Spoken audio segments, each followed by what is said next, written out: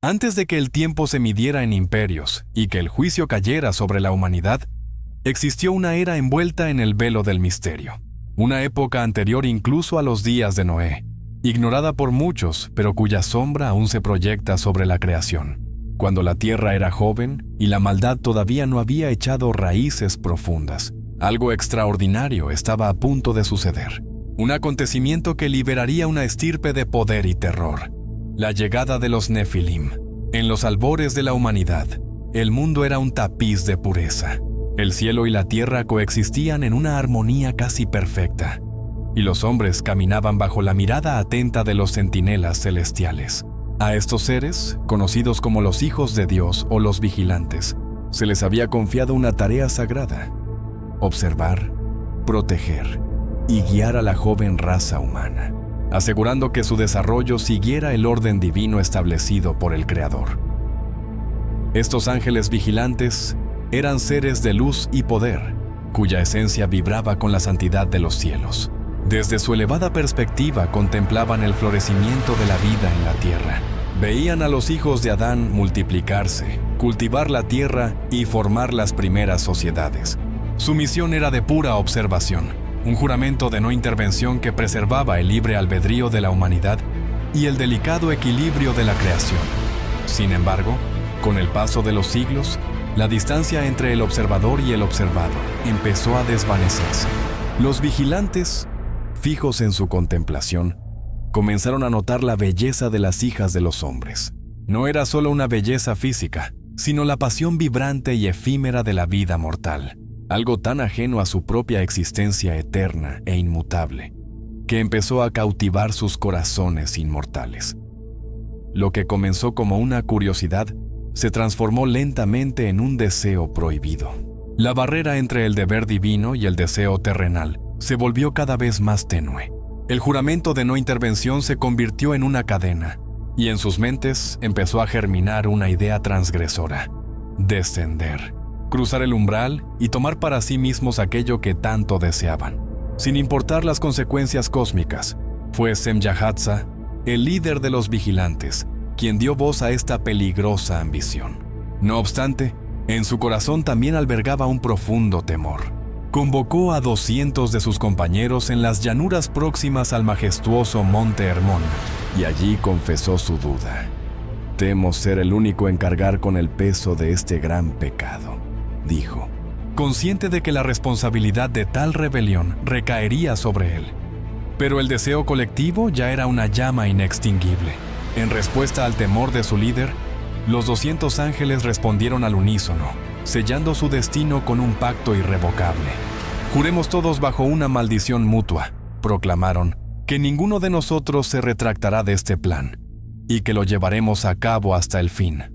Se ataron unos a otros con un juramento de rebeldía, un acto que haría temblar los cimientos del cielo. Así, en la cima del Monte Hermón, un lugar que desde entonces llevaría el nombre de este juramento, la conspiración fue forjada.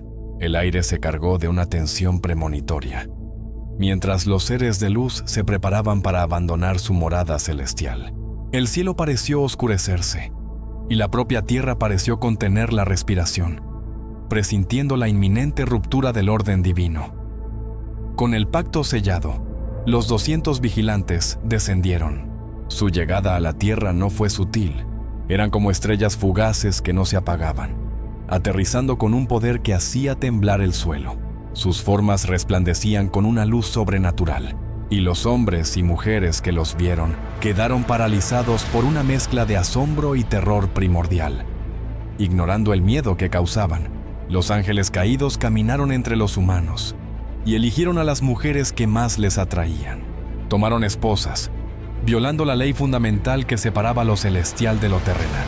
Esta unión no era de amor, sino de posesión, un acto egoísta nacido de un deseo que había corrompido su naturaleza divina.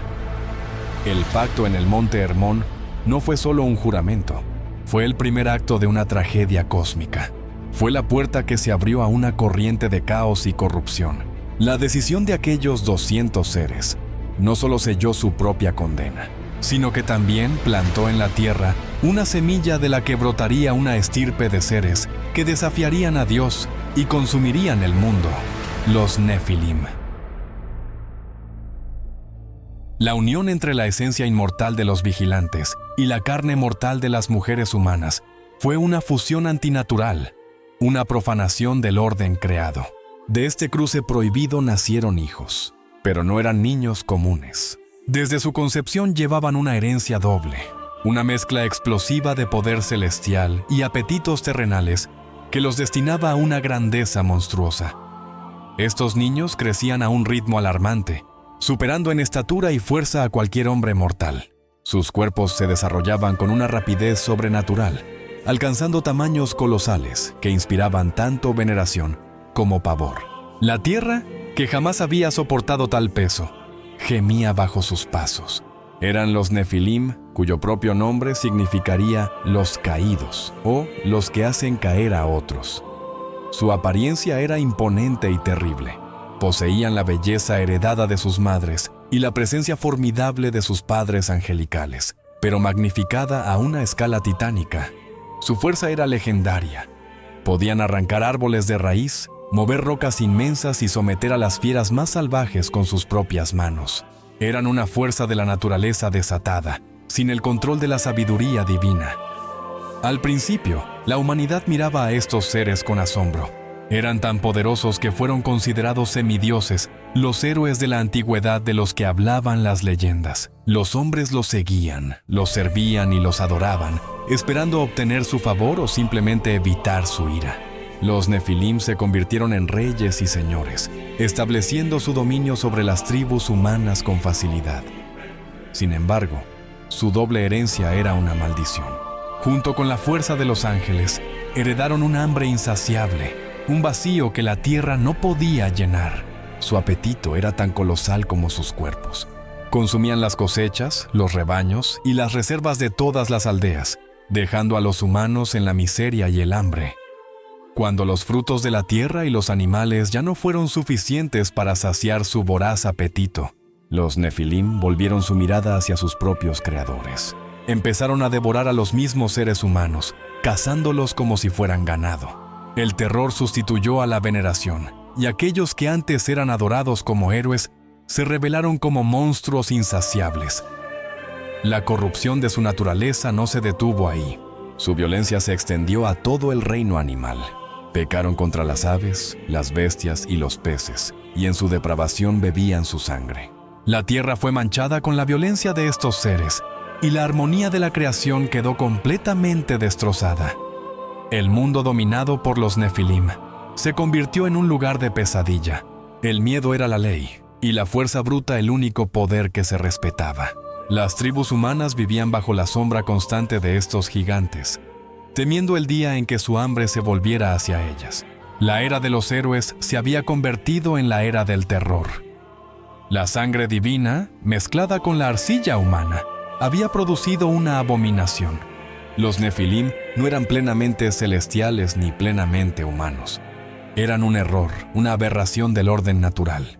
Su propia existencia era un grito de rebelión contra el Creador, una prueba viviente de la terrible transgresión de sus padres. Así, los hijos de los vigilantes se establecieron como tiranos sobre la tierra. Construyeron ciudades y monumentos a su propia grandeza, pero su legado no sería de creación, sino de consumo y destrucción. Su presencia era una plaga, y su reinado marcó el inicio de la edad más oscura que el mundo había conocido jamás. La tiranía física de los Nefilim era solo la manifestación más visible de una plaga mucho más profunda que infectaba el mundo. Mientras los gigantes desgarraban la carne de la humanidad, sus padres, los vigilantes, asestaban un golpe directo a su alma. La verdadera corrupción no provenía únicamente de la fuerza bruta, sino del conocimiento prohibido, secretos celestiales que nunca debieron ser susurrados a oídos mortales, y que ahora envenenaban la propia esencia de la civilización. En el epicentro de esa corrupción intelectual estaba Azazel, uno de los líderes más prominentes entre los ángeles caídos. No se conformó simplemente con tomar una esposa humana. Su deseo era remodelar a la humanidad a su imagen rebelde. Azazel vio la maleabilidad de la mente humana y les enseñó las artes de la guerra. Reveló los secretos de los metales, enseñando a los hombres a forjar espadas, fabricar cuchillos, construir escudos y crear armaduras relucientes. Lo que antes eran disputas tribales resueltas con palos y piedras, se transformó en carnicería organizada. El conocimiento de Azazel dio a los hombres el poder de matar con una eficacia terrible. Hermano se volvió contra hermano con hojas afiladas. Y los valles de la tierra, antes pacíficos, comenzaron a resonar con el choque del acero y a llenarse con el olor de la sangre. La violencia dejó de ser un instinto y se convirtió en una ciencia. Pero la corrupción de Azazel no se limitó a la guerra. También enseñó las artes de la vanidad y el engaño. Reveló a las mujeres los secretos de los cosméticos, el poder del antimonio para delinear los ojos, y el encanto de las piedras preciosas y las joyas. La simplicidad dio paso a la codicia. La belleza natural fue sustituida por adornos artificiales, y la envidia floreció en los corazones a medida que el deseo por los bienes materiales se convirtió en una fuerza motriz en la sociedad. Otros vigilantes siguieron su ejemplo, cada uno contribuyendo con su propia especialidad profana. Uno enseñó la hechicería, revelando el poder oculto de las raíces y hierbas, no para curar, sino para crear maldiciones y brebajes que manipulaban la voluntad. Otro desveló los secretos de los cielos, no para inspirar admiración por el Creador, sino para enseñar astrología y adivinación, haciendo que los hombres buscasen orientación en las estrellas en lugar de en Dios. La humanidad, inundada por este conocimiento abrumador, perdió el rumbo. La sabiduría que no estaba preparada para recibirla quebró. La sociedad se fragmentó en facciones violentas, reinos codiciosos y cultos misteriosos. La moralidad se desintegró, sustituida por una búsqueda hedonista de poder, placer y riqueza.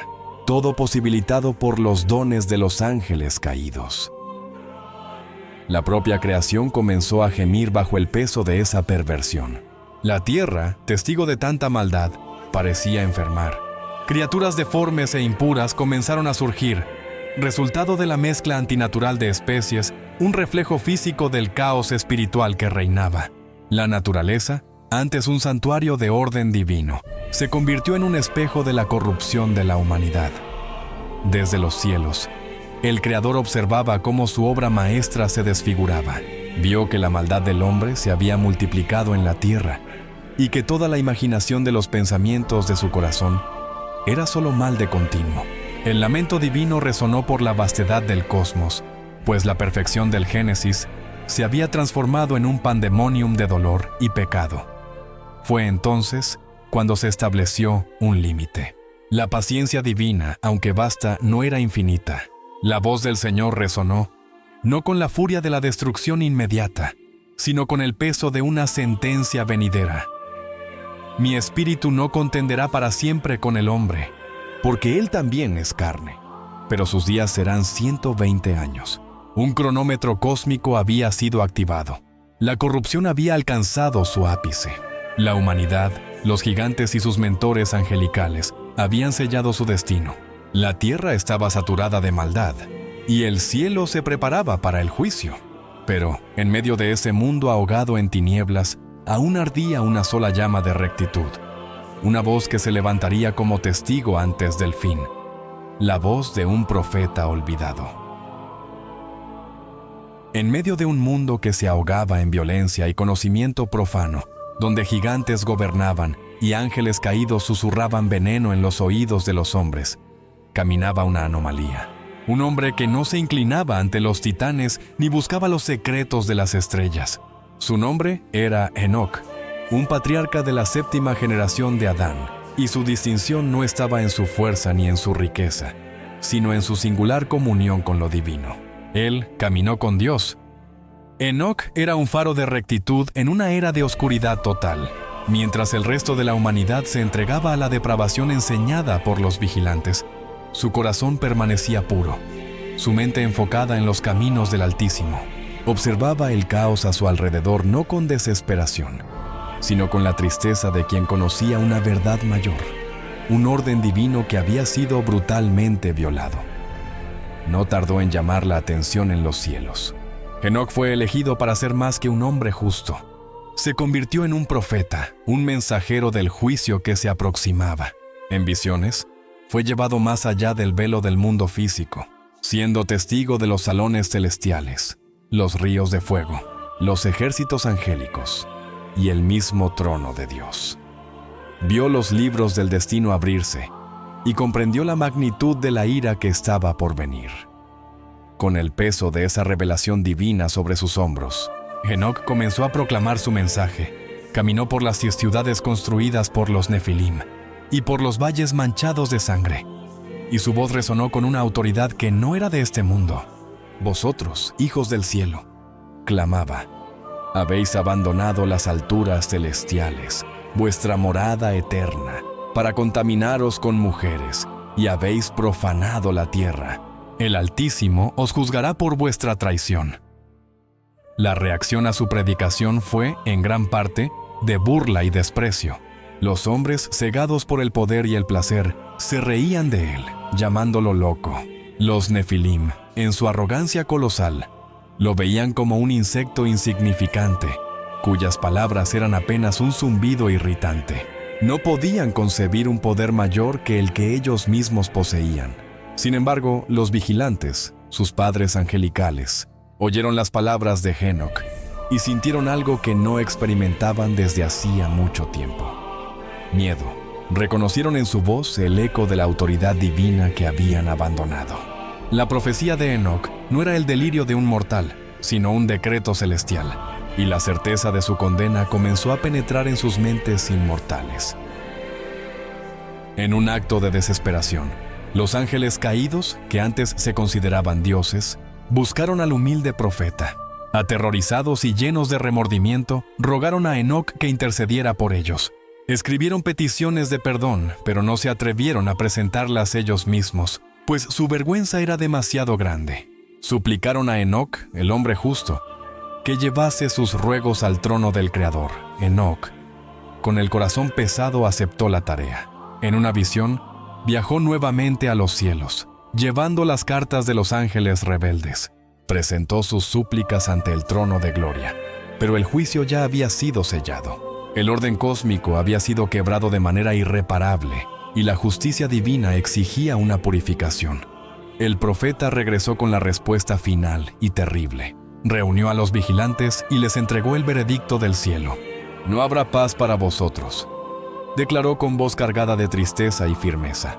Vuestros hijos, los Nefilim, serán destruidos ante vuestros ojos, y no tendréis alegría en ellos. Y seréis testigos de la ruina de todo lo que habéis creado. Vuestro lamento será eterno.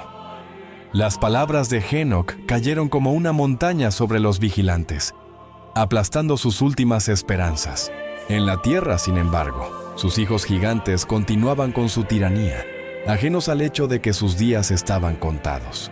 Luchaban entre sí, construían sus torres y creían en su propia invencibilidad. Pero el cielo ya había emitido su sentencia, y las aguas del juicio ya comenzaban a acumularse.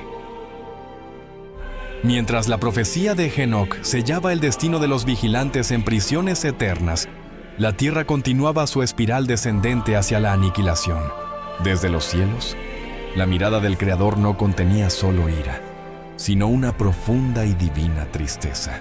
Era el lamento de un artista viendo su obra maestra, concebida en amor y perfección, ser desfigurada por una rebelión que manchaba cada fibra de la existencia, cada acto de violencia, cada susurro de engaño, cada gota de sangre inocente derramada era una herida en la propia esencia de la creación. El mundo se había convertido en un pandemonium. Las ciudades levantadas por los Nefilim, monumentos de arrogancia, se derrumbaban bajo el peso de su propia crueldad, con gigantes luchando contra gigantes, en guerras por poder y territorio. Los valles, antes verdes, estaban inundados con la sangre de batallas interminables. Y entre los hombres, espíritus engañadores, las almas errantes de los primeros gigantes muertos, vagaban, esparciendo mentiras y conduciendo a la humanidad a una perdición aún más profunda. haciéndoles invocar cualquier entidad que les prometiera salvación. En este escenario de desesperación y guerra, donde la esperanza misma parecía haberse extinguido, emergió una figura improbable. No un rey de gran estatura, ni un guerrero de fama, sino un hombre sencillo, cuyas manos trabajaban la tierra y cuyo corazón aún se volvía hacia el cielo. Su nombre era Noé. Era un descendiente de la línea justa de Set, un hombre cuyo carácter era un anacronismo en su época, una reliquia de un tiempo más puro. La justicia de Noé no era pasiva, era una disciplina diaria. Mientras la corrupción se apoderaba de toda carne a su alrededor, llegando a corromper incluso a los animales y a engendrar monstruos que vagaban por las montañas, Noé cultivaba la fe. En un mundo que celebraba la fuerza de los Nefilim, enseñaba a sus hijos la fuerza de la integridad. En una sociedad que buscaba conocimiento prohibido en las estrellas, él encontraba sabiduría en la obediencia a Dios. Fue en una noche tranquila, mientras Noé descansaba bajo la sombra de una higuera, cuando lo divino irrumpió en su realidad. Una luz descendió del cielo, no como un rayo furioso, sino como un fuego sereno que no quemaba, envolviendo al patriarca en su resplandor sagrado. Y de esa luz, la voz del Creador resonó, no a través del aire, sino dentro del alma de Noé, una comunicación de solemnidad y pesar infinitos. El mensaje era al mismo tiempo una confidencia y un decreto. El fin de toda carne ha venido delante de mi rostro, porque la tierra está llena de violencia por causa de ellos, dijo la voz, cargada con el peso de la decisión.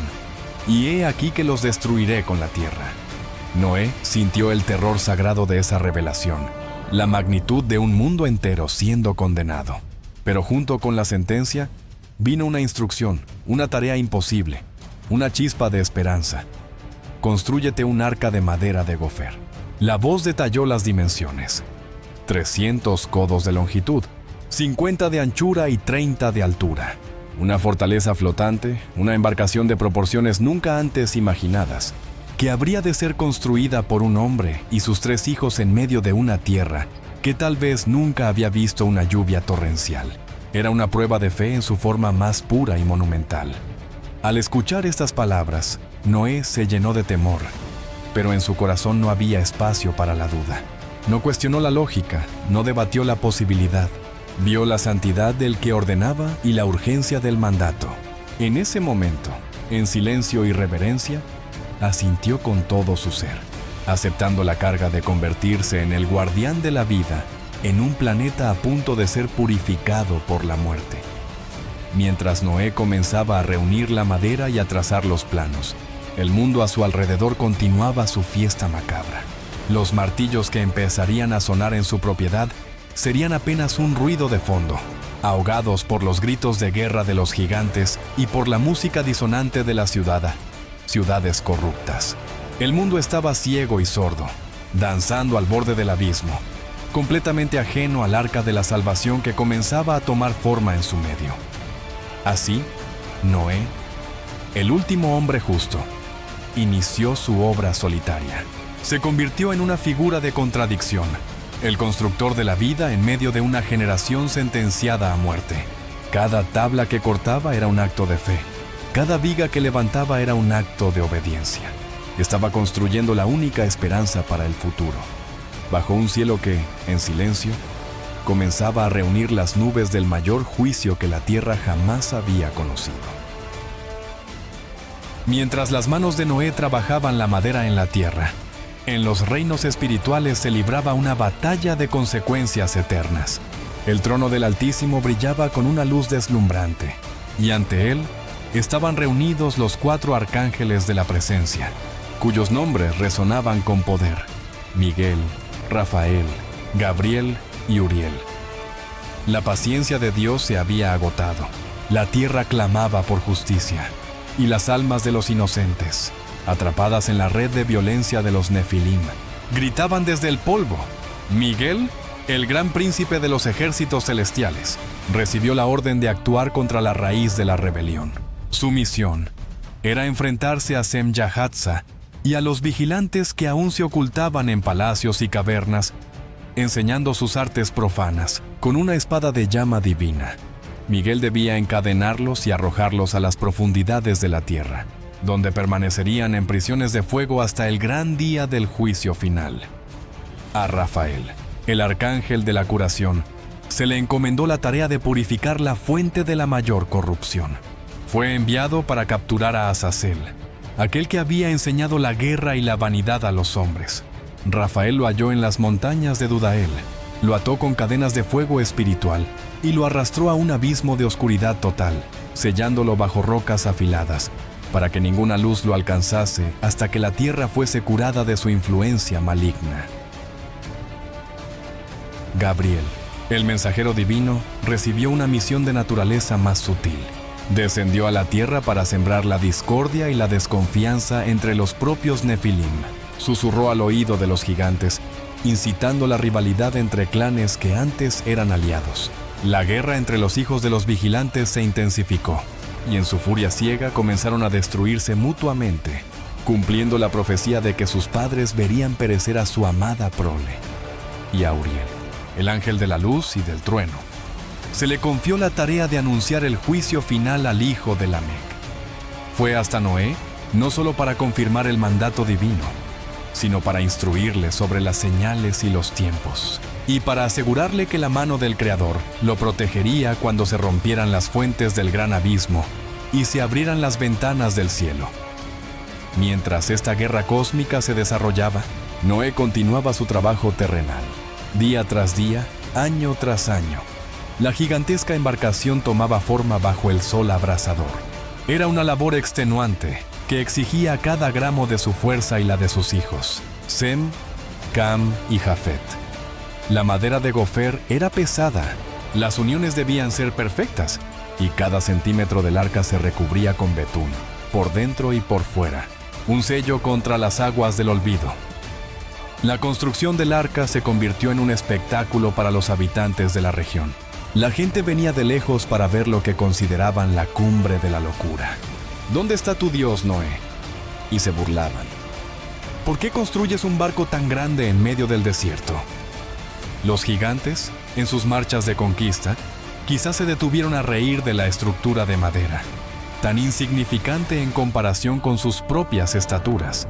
Pero Noé no respondía con ira. Simplemente proseguía su labor, y su perseverancia era su sermón. La familia de Noé permaneció unida en su fe, una isla de cordura en un océano de locura. Soportaron la burla, el aislamiento y el trabajo agotador, sostenidos solo por la promesa de Dios. Eran una microcomunidad de esperanza, martillando al unísono, su ritmo un contrapunto a la cacofonía de un mundo que se deshacía. Poco antes de ser llevado a los cielos para no ver la muerte, el propio Enoc entregó su última profecía, confirmando lo que estaba por venir. Habló del encarcelamiento eterno de los vigilantes y de la purificación de la tierra por las aguas. Sus palabras actuaron como un sello final sobre la era que estaba a punto de terminar.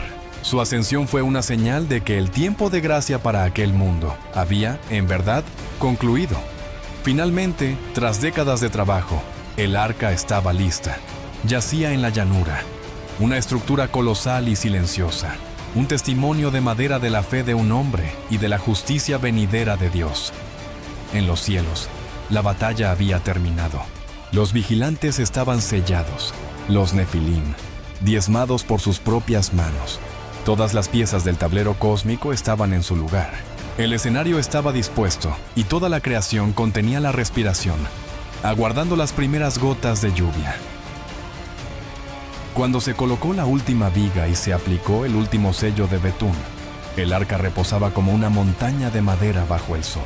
Entonces, la voz de Dios sonó por última vez antes del silencio, no con un trueno, sino con la intimidad de una llamada final. Entra tú y toda tu casa en el arca, porque te he visto justo delante de mí en esta generación. El tiempo del trabajo había concluido, el tiempo de la salvación había llegado, y con esa orden comenzó a desplegarse un milagro. Desde todas las direcciones, de los desiertos, de las selvas y de las montañas, los animales empezaron a llegar. No era una migración caótica, sino una procesión solemne y ordenada guiada por una autoridad invisible. Depredadores caminaban en paz junto a sus presas, lobos junto a corderos, leones junto a becerros, moviéndose en parejas hacia la rampa abierta del arca. Las aves de los cielos descendían en bandadas y entraban. Los reptiles de la tierra reptaban en obediencia. Los hombres y los gigantes restantes observaban, boquiabiertos y mudos, testigos de una armonía que su propia existencia había hecho imposible. Noé, con el corazón lleno de temor reverente, acogió a cada criatura. Por fin, él mismo entró, seguido por su esposa y por sus 3 hijos, Sem, Cam y Jafet, y sus respectivas esposas. Eran 8 almas, el último vestigio de la humanidad original, llevando en sí la semilla de un mundo nuevo. Al lanzar una última mirada a la tierra que conocían, vieron un mundo que ya no los reconocía, un mundo que se había burlado de su fe hasta el último momento. Entonces, con una finalidad que sacudió la creación, la puerta del arca se cerró. No fue cerrada por manos humanas que podrían vacilar, sino por la mano del mismo Dios. El sonido de la madera maciza asentándose en su quicio fue el punto final de la era de la misericordia. Para los que estaban dentro, era el sello de la promesa. Para los que quedaban fuera, era el sello de la condena. La separación entre lo sagrado y lo profano estaba completa. Durante 7 días, un silencio tenso se cernió sobre la tierra. Dentro del arca, la familia de Noé aguardaba en penumbra, oyendo solo la respiración de los animales. Afuera, tras el shock inicial, la vida corrupta probablemente volvió a la rutina. La burla acaso se tornó curiosidad, luego tedio. El arca se convirtió en un monumento a la locura de un anciano, inmóvil bajo un cielo sin nubes. Pero era la calma antes de la tormenta más devastadora de la historia. Al 7º día, el juicio comenzó. No con una lluvia suave, sino con un cataclismo violento. La Biblia dice que en aquel mismo día se rompieron todas las fuentes del gran abismo y se abrieron las ventanas de los cielos. La propia tierra se resquebrajó y chorros de agua subterránea estallaron con la furia de volcanes. Simultáneamente, desde los cielos, la lluvia no cayó en gotas, sino en torrentes, como si un océano celestial se estuviera volcando sobre el mundo. Los Nefilim, en su arrogancia, rugieron contra los cielos. Su fuerza colosal, capaz de aplastar ejércitos y mover montañas, fue inútil ante la furia de los elementos. Se les veía tratando desesperadamente de huir a los picos más altos, sus piernas poderosas luchando contra corrientes que arrastraban rocas. Sus ciudades fortificadas y sus altas torres, símbolos de su poder, se derrumbaron y fueron engullidas por las aguas crecientes. La naturaleza, a la que habían tiranizado, se convirtió ahora en su ejecutora implacable. El mundo se transformó en un caos de agua y gritos. Los lamentos de los hombres y los bramidos de los gigantes se mezclaban con el estruendo ensordecedor de la tormenta. La gente se aferraba a sus ídolos de piedra, que se hundían con ellos. Templos construidos para los vigilantes fueron barridos como si fuesen de arena. La tierra estaba siendo lavada, purificada en un bautismo de juicio que arrancaba de su superficie cada vestigio de corrupción. En las profundidades de la oscuridad, en sus prisiones selladas, los vigilantes percibían el temblor de la destrucción. Azazel, ciego en su abismo, no podía ver, pero sentía las ondas de choque de la aniquilación del mundo que había envenenado. Oía, en su alma, los ecos de los gritos de sus hijos titánicos mientras eran borrados de la existencia. Su castigo no era solo la prisión, sino la conciencia eterna de su fracaso y de la ruina que habían causado. Mientras la muerte reinaba afuera, el arca flotaba, segura. Era una cáscara de nuez en un océano infinito de furia divina, pero dentro de sus paredes, la vida se preservaba. Noé y su familia, en medio del violento vaivén de las olas, oraban, porque sabían que no era la madera la que los salvaba, sino la fidelidad de Dios. La lluvia continuó por 40 días y 40 noches, hasta que las montañas más altas quedaron cubiertas y un silencio profundo y acuático cayó sobre el planeta. El mundo que fue ya no existía.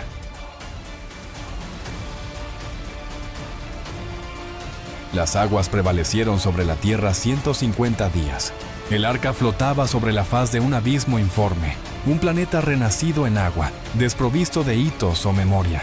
El tiempo parecía suspendido, pero Dios, en su soberanía, no se había olvidado de la pequeña arca de vida que navegaba en su juicio. Se acordó de Noé e hizo pasar un viento sobre la tierra, y las aguas comenzaron a menguar. Lenta y gradualmente, el nivel del diluvio empezó a retroceder. Se cerraron las fuentes del abismo y las ventanas del cielo. El tono del relato cambió de la violencia del cataclismo a la serenidad de una renovación silenciosa. Tras meses de turbulencia, el arca halló reposo. Con un suave estremecimiento, se posó sobre las cumbres de los montes de Ararat. La quietud, después de tanto tiempo, era casi ensordecedora. Noé, con la paciencia forjada por la fe, esperó. Abrió la ventana del arca y soltó un cuervo, ave de naturaleza resistente, que voló de un lado a otro sobre las aguas, sin encontrar lugar donde posarse. Después, soltó una paloma. La paloma, incapaz de hallar tierra firme, volvió a la seguridad del arca. 7 días después, la soltó de nuevo. Al atardecer, regresó, y en su pico traía una hoja de olivo recién arrancada. Aquel pequeño ramo verde era un símbolo de poder inmenso. Era la prueba de que la vida había vuelto. Era una señal de paz, el primer mensaje del nuevo mundo. El corazón de Noé se llenó de una esperanza que apenas se atrevía a sentir. Pasados otros 7 días, soltó la paloma por última vez y ya no regresó, porque la tierra estaba lo suficientemente seca para sostenerla. Entonces, por mandato de Dios, se abrió la gran puerta del arca. La luz del sol inundó el interior, y Noé y su familia salieron, pisando un suelo que ningún hombre había tocado en casi un año. Lo que vieron fue un mundo a la vez hermoso y sobrecogedor. Un paisaje limpio, lavado de toda corrupción, sin ciudades, sin fortalezas, sin vestigio alguno del imperio de los Nefilim. El aire era puro, pero el silencio profundo. Eran los únicos humanos en un planeta vacío.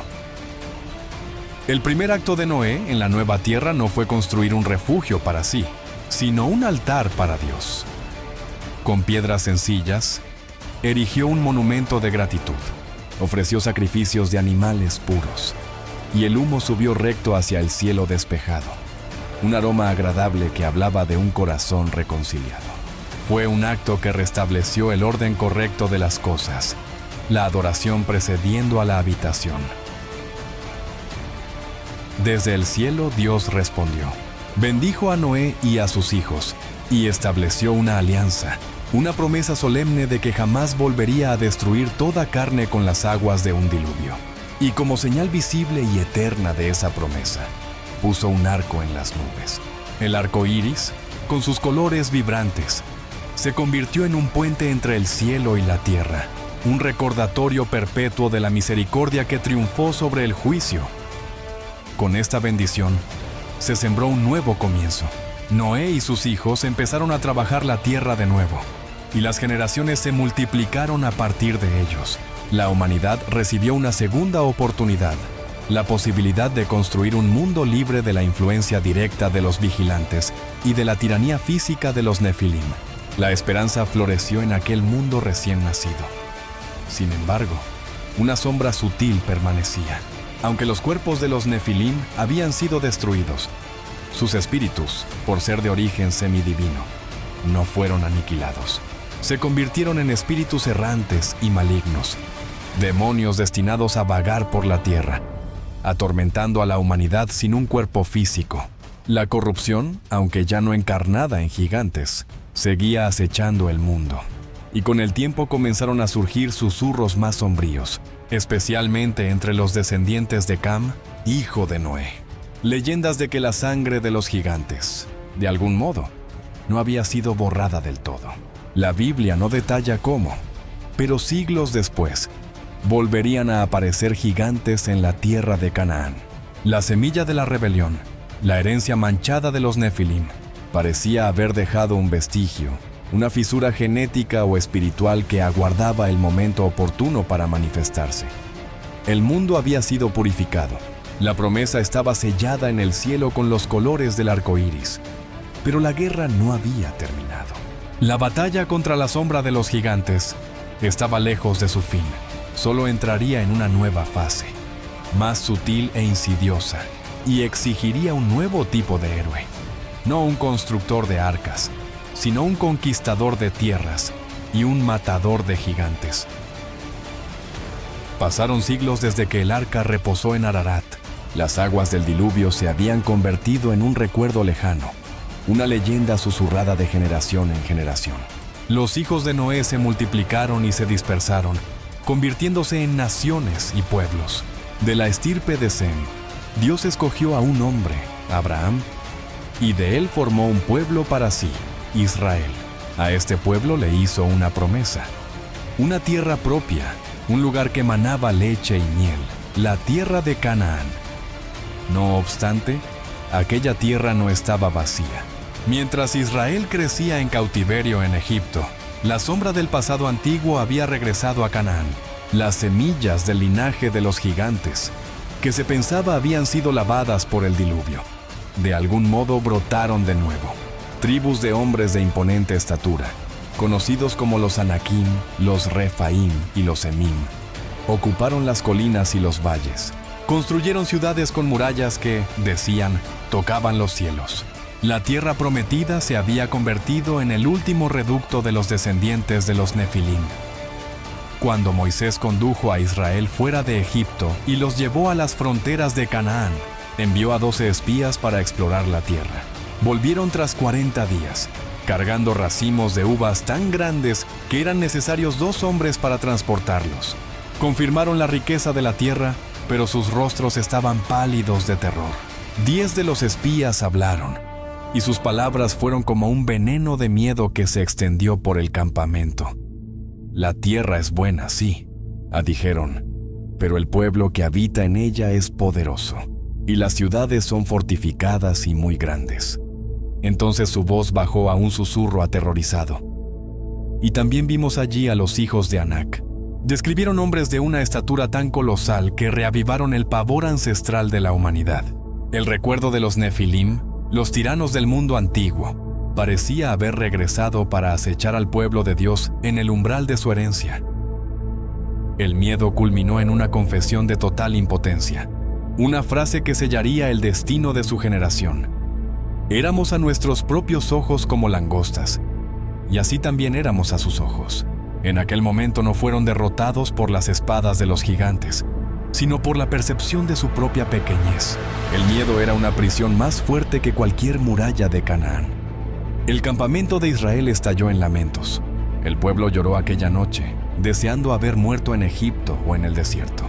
Querían apedrear a Moisés y a Aarón y volver a la esclavitud, pues la servidumbre les parecía un destino más seguro que enfrentarse a los monstruos que guardaban la tierra prometida. La fe que había abierto el Mar Rojo ahora se hacía pedazos ante la sombra de un gigante. Pero 2 voces se alzaron en medio de la desesperación. Josué y Caleb, los otros 2 espías, rasgaron sus vestiduras y suplicaron al pueblo. «La tierra es en extremo buena», clamaron. «No temáis al pueblo de esa tierra, porque son nuestro pan. Se ha apartado de ellos su amparo, y el Señor está con nosotros. No los temáis». Su fe no negaba la existencia de los gigantes, pero afirmaba la superioridad de su Dios. Veían a los mismos gigantes, pero a través del lente de la promesa divina. Sin embargo, la incredulidad prevaleció, y a causa de ella, aquella generación fue sentenciada a vagar por el desierto durante 40 años, hasta que el último de los hombres temerosos pereciera. Sus hijos, una nueva generación forjada en las dificultades del desierto y en la dependencia diaria de Dios, heredarían la promesa. Y serían guiados por Josué y Caleb. Tras 4 décadas, un nuevo Israel, endurecido y fiel, cruzó el río Jordán. Liderados por Josué, comenzaron la conquista. Las ciudades fortificadas de Jericó, Hebrón y Debir, fortalezas de los Anakim, cayeron ante ellos. Los gigantes, que antes parecían invencibles, fueron derrotados por la espada de los fieles. Se enfrentaron a Og, rey de Basán, el último de los Refaim, un titán cuya cama de hierro era ya una leyenda por sí misma. y lo derrotaron, porque el Señor había dicho a Josué: «No le temas». Piedra a piedra, ciudad tras ciudad, la sombra del pasado fue expulsada de la tierra. La luz de la obediencia rasgó el velo del viejo miedo. Los israelitas aprendieron una lección crucial. El tamaño del gigante es irrelevante ante el tamaño de su Dios. Sin embargo, la erradicación no fue total. Algunos de los hijos de Anac sobrevivieron, hallando refugio en las ciudades costeras de los filisteos, en Gat y en Asdod. La semilla permaneció aguardando un enfrentamiento final, un duelo que se convertiría en la leyenda definitiva en la larga guerra contra los gigantes.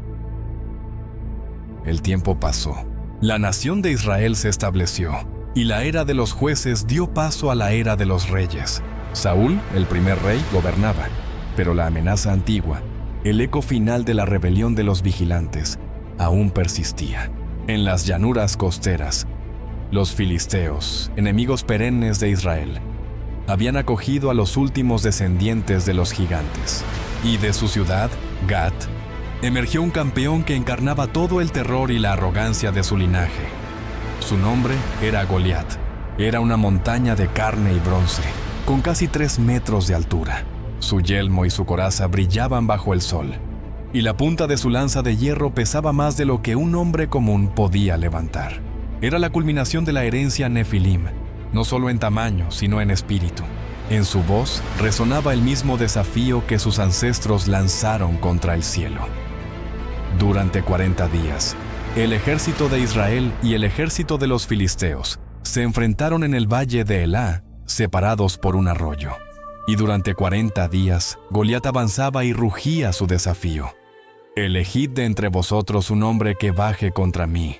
Si puede luchar conmigo y me vence, seremos vuestros siervos. Pero si yo prevalezco contra él, seréis nuestros». Y el ejército de Israel, incluido el rey Saúl, estaba paralizado, cautivo del mismo miedo ancestral que había condenado a sus padres en el desierto. Entonces, llegado de los campos donde cuidaba las ovejas de su padre, un joven pastor llegó al campamento. Su nombre era David. No llevaba armadura ni fama, solo un cayado, una honda y 5 piedras lisas que tomó del arroyo. Era pequeño, joven y despreciado por sus propios hermanos. A los ojos del ejército, era la langosta personificada, una figura insignificante ante el titán. Pero David veía la escena con otros ojos. No vio a un gigante invencible. Vio a un incircunciso filisteo que osaba desafiar a los ejércitos del Dios vivo. La indignación santa ardió en su corazón. La fe que había forjado en la soledad de los pastos, enfrentando leones y osos para proteger su rebaño, no le dio miedo, sino certeza.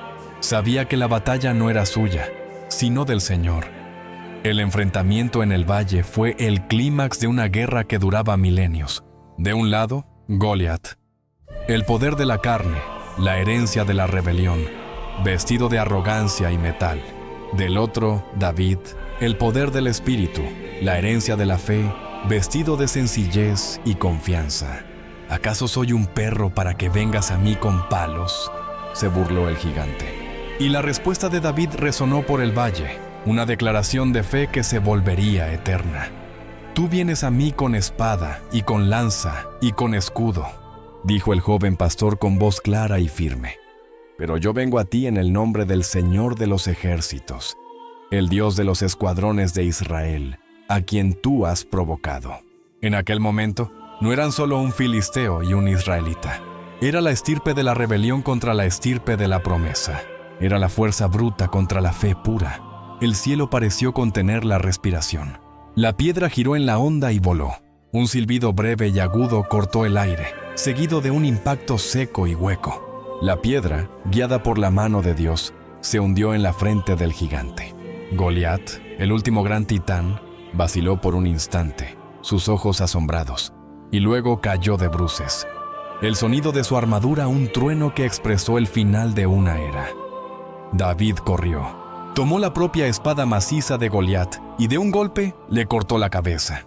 El símbolo de la rebelión fue derrotado con su propia arma, la espada, cuyo arte había sido enseñado por Azazel eras atrás. El ejército filisteo, al ver a su campeón muerto, huyó en pánico. El miedo que los gigantes durante tanto tiempo inspiraron ahora se volvía contra ellos. En los años que siguieron, ya como rey, David y sus valientes guerreros cazaron y eliminaron a los últimos gigantes que quedaban, los hermanos y descendientes de Goliat. La estirpe física de los Nefilim, fragmentada desde el diluvio y resurgida en Canaán, fue finalmente barrida de la faz de la tierra. El ciclo que comenzó con un pacto de ángeles rebeldes en el monte. Hermón encontró su fin con una piedra lanzada por la fe de un pastor en el valle de Elá. La larga y terrible noche del dominio de los gigantes había terminado. La historia demostró, de una vez por todas, que no es el tamaño de la fuerza lo que vence las batallas, sino el tamaño de la fe, y que incluso los mayores titanes caen cuando se enfrentan a un corazón que camina con Dios. Con certeza, aquí tienes la finalización de la historia, un epílogo narrativo que cierra toda la saga, seguido de una conclusión para el formato de vídeo de YouTube. Y así, la larga guerra contra las sombras del pasado llegó a su fin. Lo que comenzó con la soberbia de ángeles en un pico de montaña, terminó con la humildad de un pastor en un valle. La rebelión que intentó profanar la estirpe humana y desafiar al propio Creador fue finalmente silenciada, no por un ejército de ángeles en represalia, sino por la fe persistente de hombres que eligieron caminar con Dios en medio del caos.